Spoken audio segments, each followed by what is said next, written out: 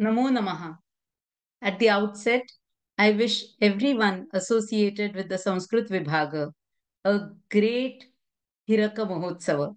Best wishes to the department, the head of the department, students, and every single person associated a great grand event and great celebrations.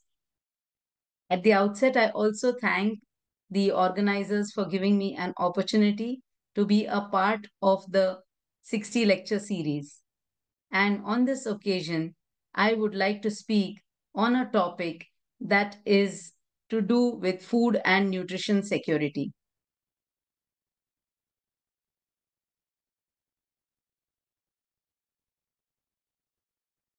So, when we are understanding food and nutrition security in ancient India, we need to understand that these are words that have not been a part of any of the Sahitya or Sanskrit literature, where we have the specific words food security or nutrition security.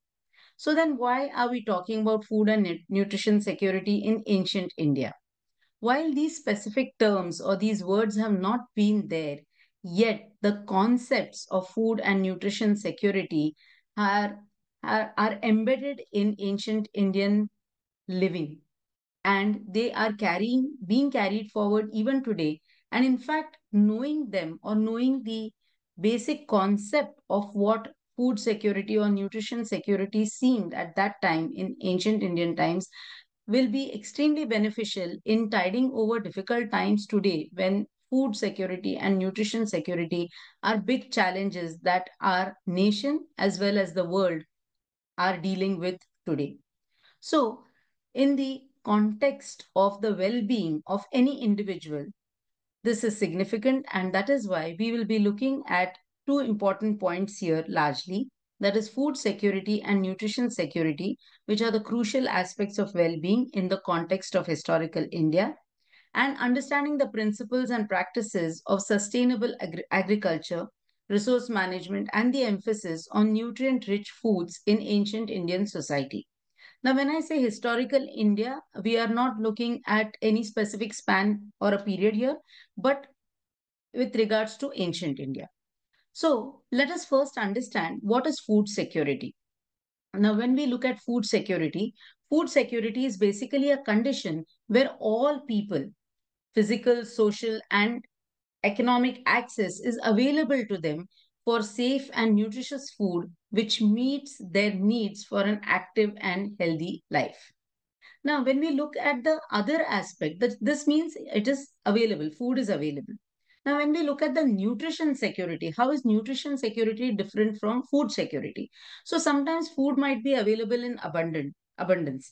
One may be getting the amount of food that one needs to eat daily. So you can say that he has food security. But does that ensure that a person meets or is secure in terms of nutrition?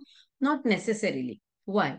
Because when we look at nutrition security means consistent access, availability, and affordability of foods and beverages that promote well being, prevent disease, and if needed, treat disease, particularly among the racial, the ethnic minority, the lower income, and the rural and remote populations, including tribal communities and the insular regions or areas.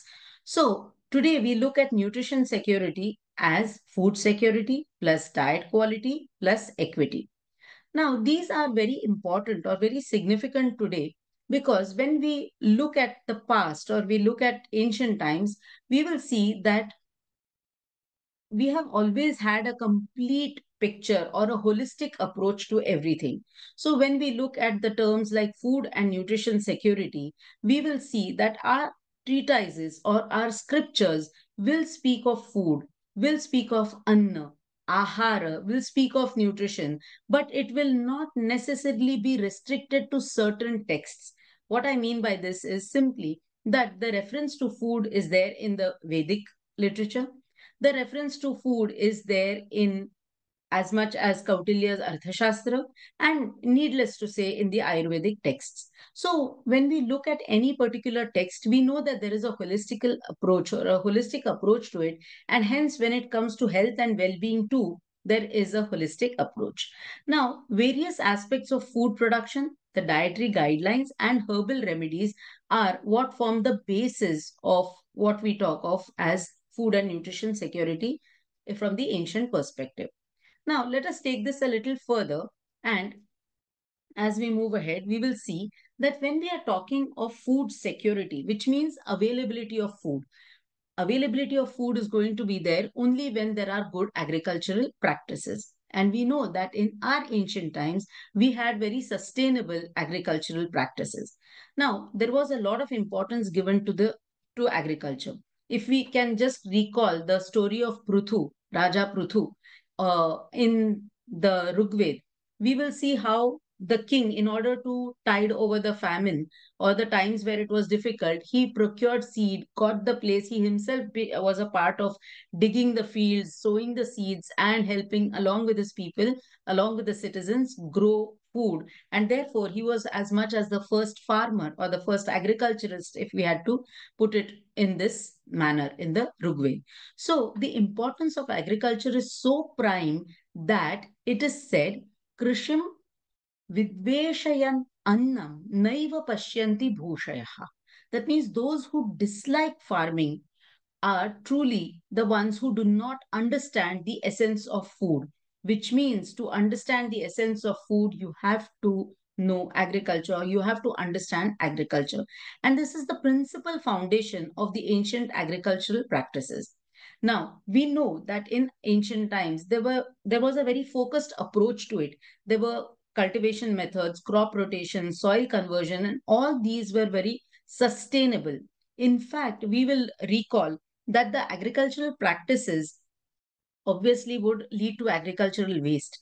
But even agricultural waste was converted into a resource in early times.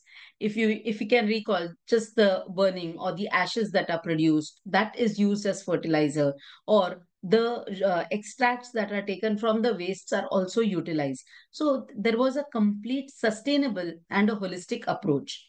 Now, when it comes to resource management, we know that it is an important aspect. When you have any resource, now food will become a resource, agriculture is a resource.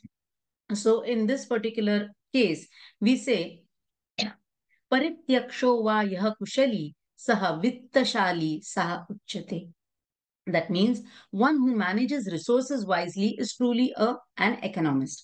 And this is where a prudent approach to any resource management will happen. Now, this particular aspect of agriculture, whether it is the importance of agriculture per se or the resource management, we can see that these all these aspects are seen in treatises to do with anything to do with agriculture. So, what are these treatises? We can see that these right from the Rigved, Atharva Ved, you have Charaka, you have Sushruta Samhita, you have Mahabharata, you have the Bruhat Samhita. So you have Vriksha Ayurveda. Apart from the text Vriksha Ayurveda, the chapters of Vriksha Ayurveda, which are related to Krishi, related to Vriksha, are seen like in the Agni Purana or the Krishi Parashara or the Kashyapa Krishi Sukti or the Manasollasa. So Vriksha Ayurveda and the Lokopakara are all dedicated to the art of growing plants and their use. It may be for food consumption or it may be grown for pleasure. So we see that the agricultural practices have taken an important stand, or the traditional agriculture is important when we look at its environmental feature, the economic feature, as well as the social feature. So this is one step towards food security, that is having sustainable practices. Now, so all of us know that when we look at our temples. The temples have a shikhara, and most of the time people will tell us about the shikhara, that there are some rays and there are some energies and all these. But if we really understand the purpose of the shikhara or the kalasha, it has been a part of food security. How? So this kalasha, as everyone knows, the that's the highest position. It's the pinnacle of the temple. Now this kalasha is always filled with dhanya when it is placed. So what is this dhanya? So you have Nava dhanya. Nava is not new here, but Nava means nine. So there are nine types of dhanya that go into the shikhara, that are placed in the shikhara. Now what is it that is placed? It's the seeds. Now why the seeds? these are seeds which, in times of famine, in times of drought, in times of emergency, any kind of a natural calamity, since these are placed at the highest position in the Shikhara, we are preserving these Navadhanyas. Now, these Navadhanyas are the essential ones. So, what are they? So, you have in that barley, which is the, I have written the Marathi name as well as the Tamil name there.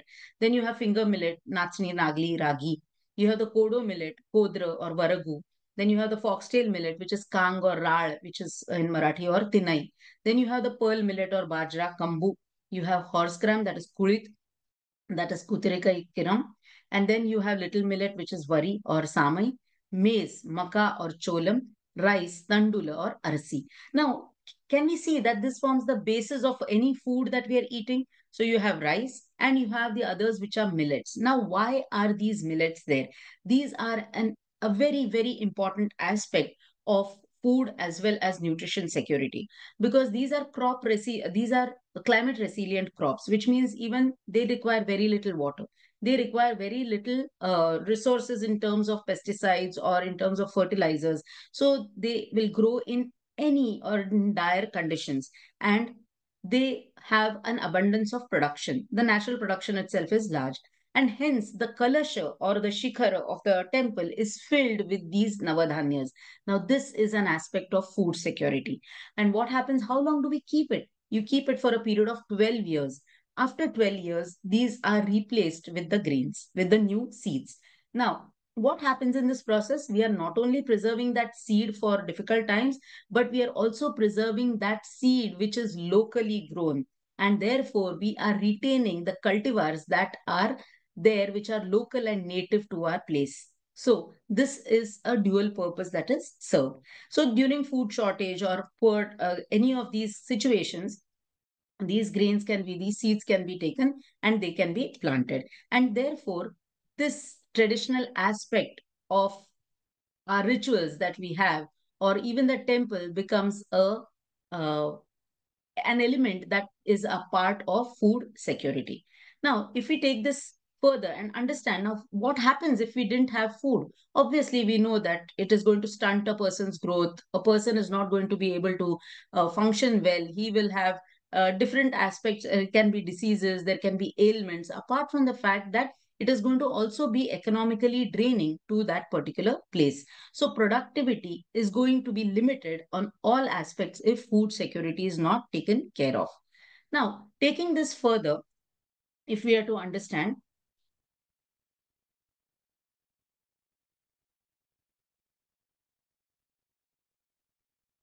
the concept of food itself in our ancient Indian as country, in our ancient times, we know that food for us, which we refer to as Anna, Anna is referred to as Brahma, Annam Brahma. Annam Brahma, Raso Brahma, Brahmaiva Tena Gandhyate. So food is Brahman, taste is Brahman, and it is through this that Brahman, the highest principle, can be realized. Then you have Anna Prana. Pranair Annam. So when you have food, it is from this food that life arises, and from life, food arises, food comes. And we all know the shloka from the Bhagavad Gita: Annat bhavanti bhutani parjanyat anna sambhava, yajnat bhavati parjanya yajna karma samudbhava. So again here, from food the creatures are born, from rain food is produced, from sacrifice arises rain, and from sacrifice men are. So this entire process is where you have how important Anna is. Now, taking this further to understand the ancient thoughts on food. Now, if we are, why are we wondering, why do we need to know these ancient thoughts? These ancient thoughts on food are holistic, and it is this holistic aspect that helps us to understand how nutritional security can be met, food security can be met.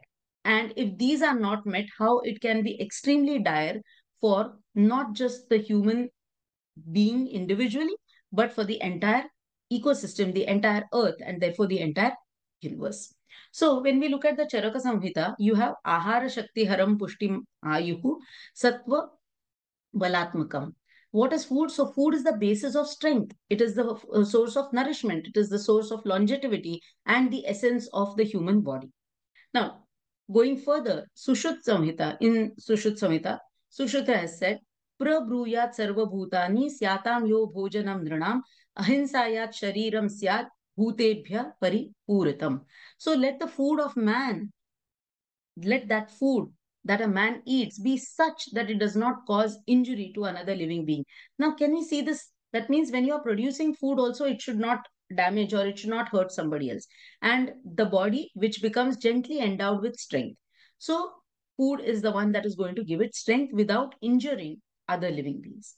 Now, Ashtanga Hridayam, in Ashtanga Hridayam, Vagbhat has to say, Ahara prashama kashaya klesha nashakara sukha काय पाकात्मको धातुर वर्ण्यु उत्ता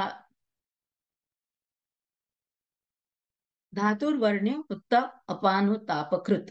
So, food, when it is properly consumed, it alleviates or removes the disturbances. It imparts happiness, nourishes the tissues, and enhances the complexion, maintains the body temperature. So, these are all aspects of the thoughts on food and what they do to the body. So if we when we take this further, now these are the basic. When we talk of the Bruhatrayi in Ayurveda, we talk about these three granthas and the three acharyas. However, there is so much more to say about food, and that is coming further.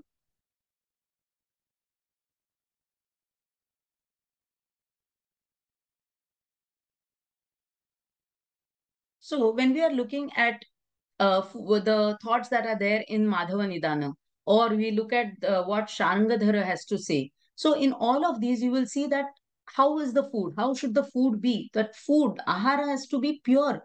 It has to be sattva. There has to be sattva in it. The mind with which you consume that food is what is going to make that food cause a change in your body. So, it is with a pure mind that you get great memory. And it is in the attainment of good memory that all the ties of what of ignorance are severed, leading one to liberation, which means anna leads to liberation. Then you have the other aspect which is put forth, which is that it is one's diet, it is one's food, his self-awareness, the cleanliness, his hygiene, and all the practices which need to be done with discipline. And without discipline, there will be no healing of diseases. So, which means food is acting as something that is going to cause the treatment or the alleviation of a disease. So this is a thought which has been put forth by Sharangadhara.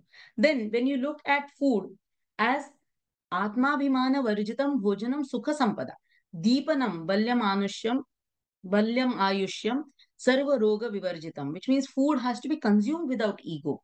And that is when that food brings happiness. The state of mind is most important. What else does it do? It ignites or enhances the digestive fire. And therefore, when the uh, Jataragni is strong, that is when there will be good digestion, deepen, and then that is going to impart strength and longevity. This is what keeps your immune system strong and all these aspects that we know from modern science today, and therefore keeps one away from diseases. So, like this, every single grantha has something to say about food, and that about food is not restricted to food per se, but to several aspects of life, and all of which are the ones that lead one to get that security of nutrition, the security of health, and that food. So, taking this thought further, when we look at nutrition security, what then is nutrition security? So, when we spoke of food security, it's the availability of food. With nutrition security, it is the availability of the nutrients. Now, are we getting these nutrients and what do these do? So, when we look at nutrition security, an important aspect that comes to mind is balanced diet and nutrition.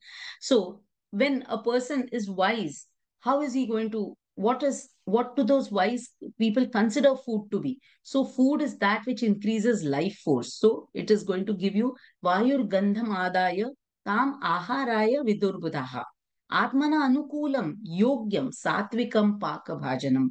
So it is going to that food which is sattvic is going to give you strength. Then this food, how should it be eaten? Because it is good. How much are we going to consume? So excessive of anything we say is ati sarvatra varjayet, and therefore avoidance of excessive consumption, and therefore atyashnataha, the one who is eating excessively, tasya yogasya kulasya janmanatu. What happens? This yoga of the entire kula nashyati yoga param Vayu Nirodha Rasana Rasanam Paramam Pathet. So a person who eats too much, his yoga, his union is destroyed, his lineage is destroyed. And therefore, what is the highest restraint one needs to have is of rasana, of rasa, of the rasa, of the taste. And therefore, this thought of food and how to eat is also there in the texts that are pertaining to yoga, like the Hatha Yoga Pradipika. So, food consumption has to be in moderation, and it is only then that physical and spiritual well being can be there. And mindful eating is the one which will give us good digestion as well. And therefore, we have all these habits to be refrained from of using the mobile and the television and all. At that time, this was not there. But can we see that holistic thought that is there, that the mind, where the focus goes, there the energy flows, and that is when the food will be digested. So, aharastu paramo dharma, tasmat dharmat param व्रजेत आहारस्तु दुर्बुद्धि Syed nidra tata para. So amongst all the dharmas, the one that one has to hold supreme is the one to maintain how he consumes his food. And if he is going to sleep in between, we say divaswapa is the worst thing one can do to one's health, that is sleeping during the day. So mindful eating and digestion are extremely linked, and who will decide how much to eat and what to eat? It is one's own self. Atma hi atmana bandhu atma hi eva ripu. So we are our own friend and our own foe. And that is what we can do to our own self by eating. We may be our own friend or we can become our own foe. And how should we eat? Mitahara sa bhojanam yastu buddhiman bhujit. So a wise person is one who eats in moderation. And several such shlokas and statements are there. We are taking a look at just some as a sample so that we can understand the significance of how, or the importance of food and nutrition security, which has been there in our ancient system, in our ancient treatises and books as well. Now, when we look at types of food, there are different types of foods described by different acharyas, and here, just as an example, we are taking the sattvic, rajasic, and tamasic food description which comes in the Bhagavad Gita. So we know that in the Bhagavad Gita, the food has been described with examples, and of course in Ashtanga Hridayam you can see that Vagbhata has also, there are sections in which all the different types of foods are given. So here we are talking of food that will increase one's life, will give a person his existence some meaning, strength, happiness, and such food which keeps you light throughout is sattvic food. So that is, sattvic food is the one which bestows ayu onto us. Then, when we look at the foods that are heavy, rajasic foods, like those which are sweet, loaded with ghee, all of these, which eventually lead to, today we know, we term it acidity and all. So, what are we trying to say? Foods that are not going to give us the nutrition in the balanced way because of the way we consume it, or the amount in which we consume it, or the combination in which we consume it. And therefore, you have the katu, amla, lavana, tikshna, all of these which are extreme that you have. So foods that are extremely bitter, extremely sour, so which are salty, extremely saline, they are the ones that are going to cause one's prakriti to become rajasic. And finally, yata yamam, that which has stayed for the whole yama. Yama is a period of 3 hours. So if it has gone beyond that, gata rasam, the rasa is gone. The taste, not just the taste, but the rasa from the essence of it is all gone. It has become stale, it has become putrid, it is polluted, that which is fermented excessively. So such food is what we refer to as tamasic food. So these are the types of food, and therefore our the being becomes of that type, because that is the kind of nutrient our body is getting. So when we look at the principles of food and nutrition in the Ayurveda, largely there are many aspects to it, but what does food do and why should we eat it? So food is there, one, to take care of the three doshas, the concept of three dosha that we all know as kapha, vata, pitta, and the sapta dhatus. So it is food which is going to, the nourishment of the food, the entire prakriya after digestion is what is going to give strength, bala to all the rakta, masa, meda, all the sapta dhatus and the balancing of the three doshas. And that is how, when we look at the tridosha concept, we have to eat in order to try and maintain a balance of the tridoshas, ensure the shuddhi of the sapta dhatus, and that is how you will eat. The food classification is such that you will have those foods which will nourish the dhatus, and again it has to be aligned with nature, which means it has to be aligned with the seasons, and therefore seasonal eating is what we all talk of. And therefore the diet in early days, the nutrition security concept is such that people ate different foods in different seasons, so that those nourishing tattvas were given to the body or were made available to the body. So the principles of a balanced diet is you have to have samam shaiva sharira dhatu. The sharira dhatus have to be sama, have to be balanced. So the food has to be such that the body tissues can be formed in a right manner. And therefore, Charaka has spoken that you will not take a single rasa. That means just because you like Madhura, you're not going to continuously eat Madhura, because it will cause an imbalance not just of the Tridoshas, but the Dhatus will be messed up. So therefore, you cannot have a single rasa. Hence, you will see that when we talk of our balanced diet or our um, ahara, we see that there are all the six states, amlastik, kashayascha, madhuro, lavana, katu. And a person who desires strength, he has to consume all these rasas. And then he talks of the benefits of a balanced diet. Basically, it is to maintain health and physical efficiency. Now, going further is the concept of malnutrition. What is malnutrition? Today, we know in terms of science, we say inadequate nutrition is malnutrition. But when we look at inadequate nutrition, are we talking of only protein and calorie, which is going to be in the excessive or the lower proportions, which is malnutrition, and only nutritional deficiencies? So, is it only a deficiency which is a malnutrition, or an excess of it also? And it is this thought which our acharyas have really put a lot of thought into in presenting it to us. So it is not merely inadequate nutrition, it can also be excess of it. So we refer to inadequate nutrition as kuposhan. Poshanam we know is to nourish, and kuposhanam. So kuposhanam to sarvarthanam arogyam dhanam arjavam nidanam kupita rajan nacha praya vivarjayet. So this is an advice given to the king that undernutrition is the cause of all miseries. It is going to affect one's health. It is therefore going to affect one's wealth and progress. Now we know this logically. There's no need of an explanation. And therefore, the wise rulers do not neglect its eradication. Now let us take an example from Kautilya's Arthashastra. We know that Kautilya's Arthashastra, whose duty is it to provide food? It is the king's duty. So the king has to ensure that in all times he has to be able to provide adequate food for all. Today we look at this in the form of the PDS, the systems that the government has established, rationing, all levels, all strata of people are able to get food. So it is that very significant. So undernutrition can cause a lot of difficulties. Now, if it is undernutrition which is going to affect our health and prosperity, it is important for the ruler. Now, whosoever it may be a king, the administrator, or whosoever it may be, has to take care of the availability of food.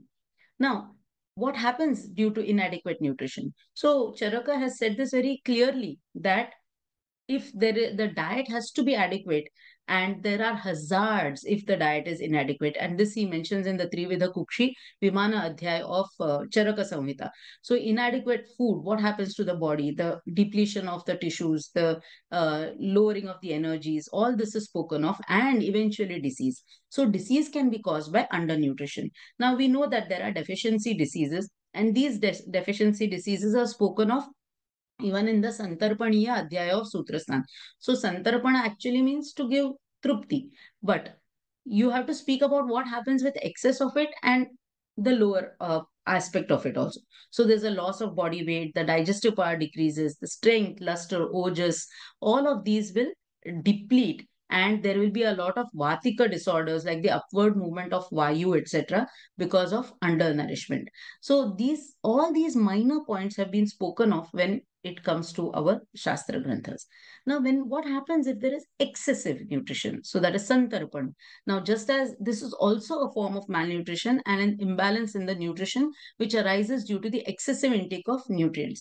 Now, they will lead to accumulation of fat in the body, and that impairs health. Today, we know how obesity, overweight is such a difficult situation. We see the youngsters moving towards it all because of undernourishment of certain things, because of overnourishment of certain things that they have. And therefore, the crisis, this is a crisis, and therefore, hunger is still there because your body is not getting certain nutritions that it should get, because it's getting an excess of some particular nutrition. And this has been spoken of in our Shastra Granthas as well. And therefore, there is a double burden, one that you don't get some nutrition, one that you get excessive. And today we see how it is causing a risk to the entire Rashtra or the nation.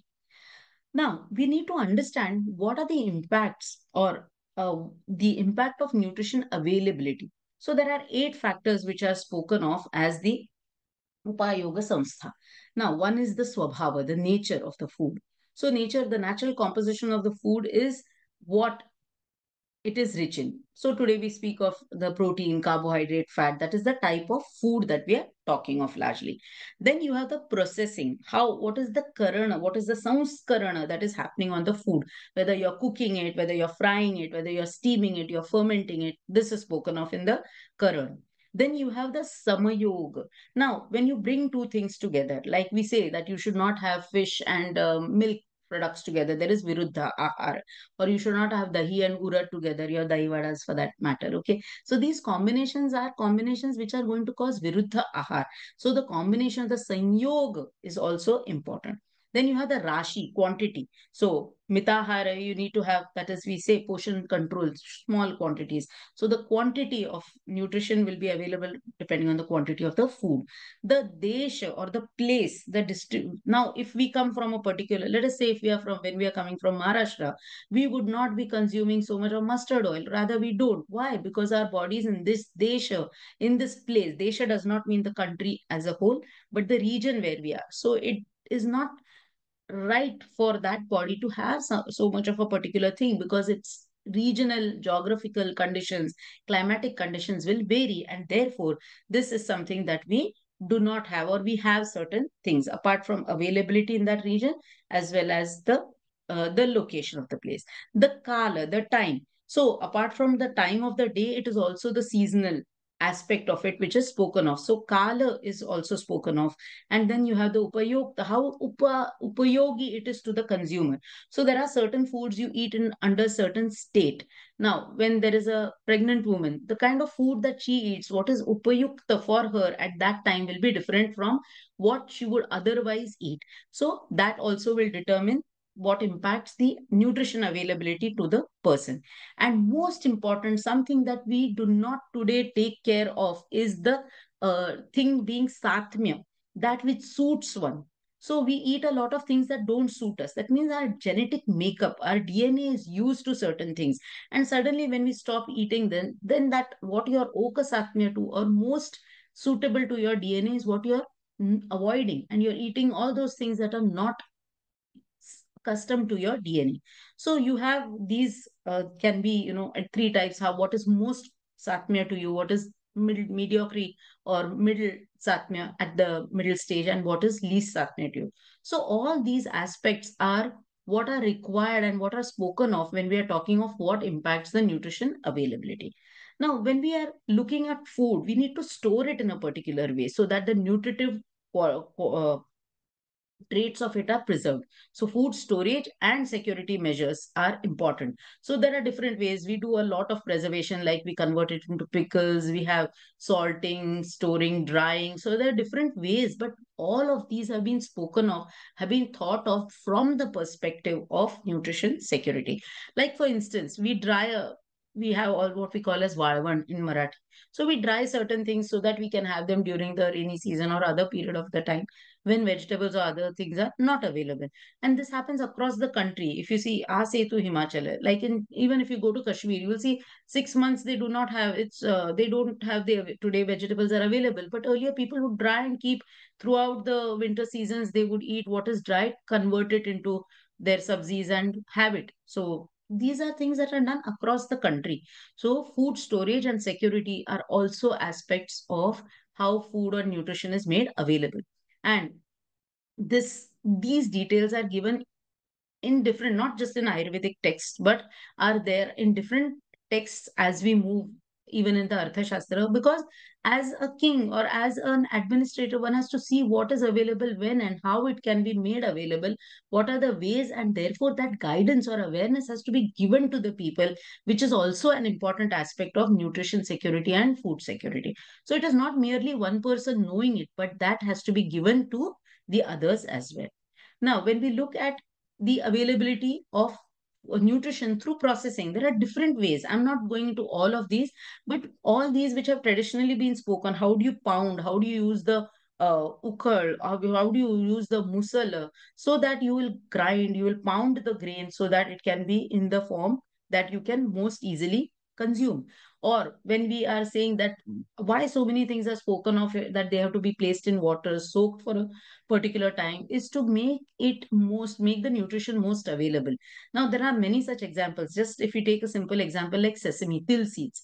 So sesame seeds, we are not supposed to use them directly. We are supposed to wash them, dry them, roast them, and then why? Because there is a thin layer on top of it which contains certain components that are going to prevent the digestion or absorption of other nutrients, and hence that has to be washed and then dried so that those the thin layer on top of it can be removed, and then you can have it. So there are different processing ways, that whether it is the milling of grain or it is a herbal infusion drying technique, whether it is fermenting, all these are to make the nutrition more and more available, and not simply to ease the process of cooking. That ease the process of cooking is so that it is more digestible, and therefore more nutrition can be made available to the system or to the person.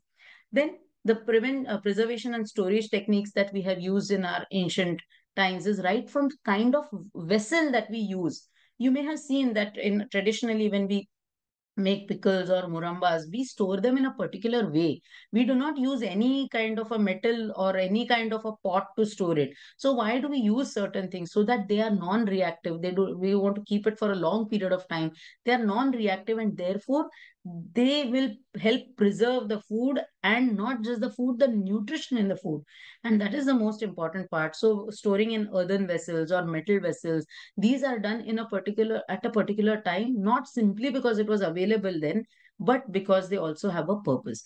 Now when we do sun drying, why do we do sun drying? Because you're preserving the food, so you're removing all the water from it. We all know the process, but what I'm trying to say is that these are aspects of nutrition security that have been written or put forth in our treatises, and this has come down from ancient times. So the concept, the word nutrition security, the word food security may never have been used in our treatises, but the concept of it is so much there that time and again, wherever you go through a text, if even in the slightest way it has to come somewhere, it is spoken of. Just to conclude, the lessons that we have learned from the ancient India for today's or modern days food and nutrition security can largely be just put in three columns. Let us say is to integrate with modern sciences, that is to provide the basis for integrating the traditional wisdom into modern food practices, which today are becoming so fluid and are actually making us are depriving us, and we are depriving ourselves of good nutrition by following some of the modern practices that are not really scientific. Then the other is to be environmentally sustainable. And we have seen that from the environmental perspective, our traditional practices have always been such that they have been able to make that entire process sustainable. And the cultural relevance, until we keep it relevant culturally for the generations to come, they are not going to be there. We can see how our dietary practices have been changing from let's just say, from our parents' time to our times, or our grandparents' time to our times. And it's important that we don't stray too much. Otherwise, we'd be inviting more and more diseases to our own selves because of impaired nutrition. And with this, I thank you so much for listening to this small exponent from me from on the topic of food security and nutrition security in ancient India. Dhanyavada. Thank you so much. Namo Namo.